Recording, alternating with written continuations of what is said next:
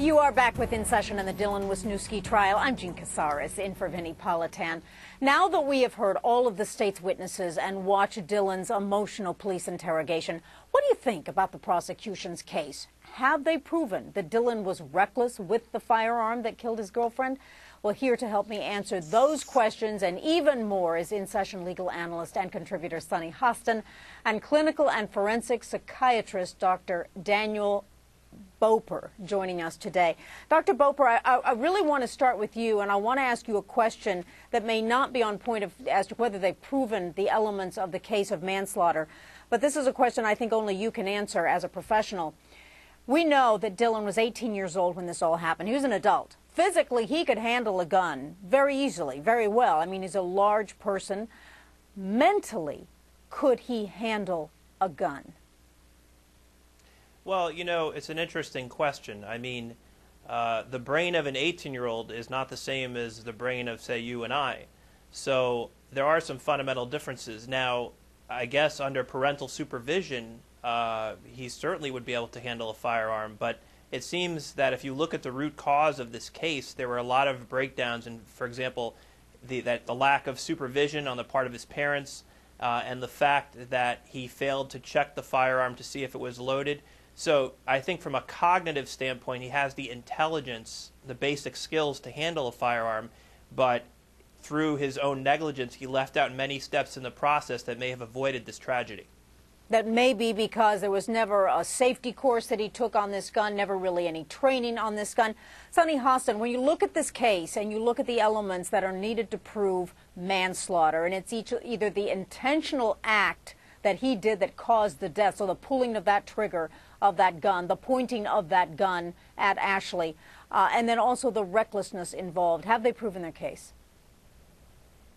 I think so. I think so, but I still think at its base, the question that you asked our doctor is significant because we're talking about an 18-year-old brain. Certainly he was reckless, but I think a lot of teenagers act recklessly. And so a lot of this case, in my view, Jean, revolves around guns and kids and the impropriety of it. So could we say that he was negligent and not reckless based on his age, or is that just going nowhere as I argue that? Well, you know, yeah.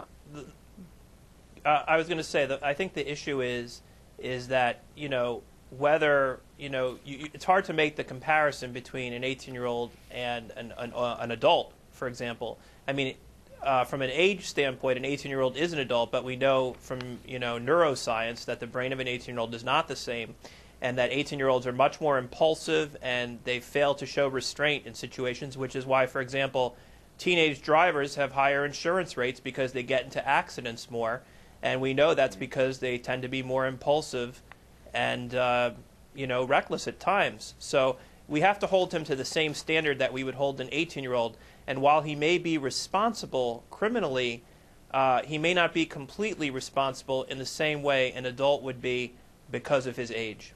Right, and the prosecution is saying this is reckless behavior, and we want to go to some of the testimony that made up the prosecution's case. This is an officer, really one of the first responders to the scene. Watch this. I went to the southeast corner of the room. There's multiple fire rescue people in that small space. Then fire rescue officer Jason Clugson picked up the .22 rifle off the south bed. And I saw him pull the bolt back. I said, hey, what are you doing? Put the gun down. At that time, that's when a shell did eject from the chamber. All right, so Sunny Hostin, here we have one of the fire responders sees the gun that's on the bed, talking about good gun safety. He was trying to prevent anything else from happening, but he touches the most critical piece of evidence for the prosecution, the gun.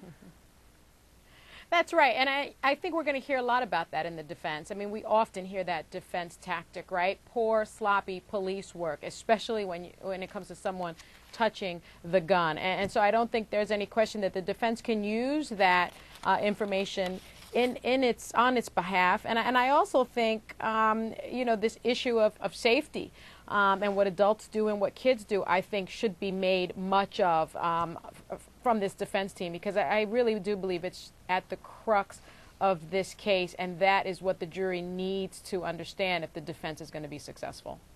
You know, we're talking about the maturity of an 18-year-old physically being able to handle, mentally maybe not being able to handle. Listen to this 911 call and listen to how Dylan himself describes what they were doing in that bedroom. 911, what is your emergency? What is this? My girlfriend, what happened? He needed to come to see a gun shot. What happened, sir? You know, What happened, sir? the gun went off, it was, and she got, it just, Okay, what happened? we were messing around with the gun and she got shot.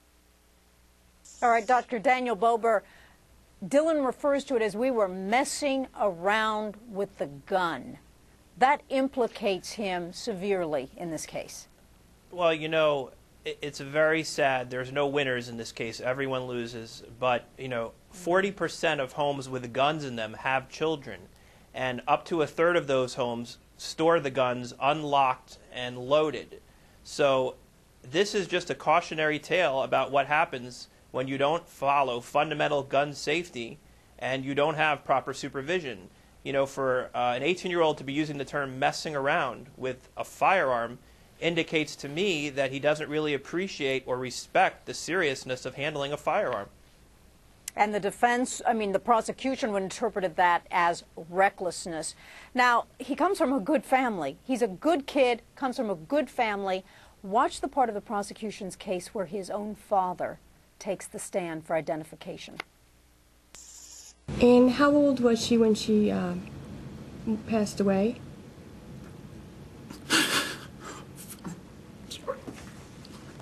Take your time, that's all right. 15. Okay. May I approach, Judge? Yes. I'd like to show you what's been marked as stage 20, previously shown to the defense. Let me show you a picture, and I'm going to ask you if you can tell me who this is. Stage 20. It's Ashley. Is that how she looked at the time that she passed away? Yes. It was very brief testimony, but so very emotional because these were good kids all the way around. Ashley's father had to identify her through a picture because that's part of the foundational requirement in this trial, part of the prosecution's case. And Sonny, we don't want to forget the victim in this case. Everything is focused on Dylan because he's 18 years old. He's facing many years in prison for all of this. But the fact is, someone's gone. Someone will not have a life to lead, and that's why we're in court. And that's what I was going to say. That's why we're in court, because a 15-year-old lost her life. And, you know, I think that this is, again, a cautionary tale about guns in homes with children. These were kids, kids without any prior convictions, kids without any problems, yet the problem in the room was a loaded gun. And I don't think we can, you know, there are statistics about kids killing kids with guns, friends, siblings. It's just something that happens so much in our country, and we've got to do something about it. And gun safety is number one, and we're going to talk about that in the next hour. But thank you so much to Sonny Hostin and Dr. Daniel Bober, clinical child and adolescent psychiatrist. So valuable for your input today. Thank you.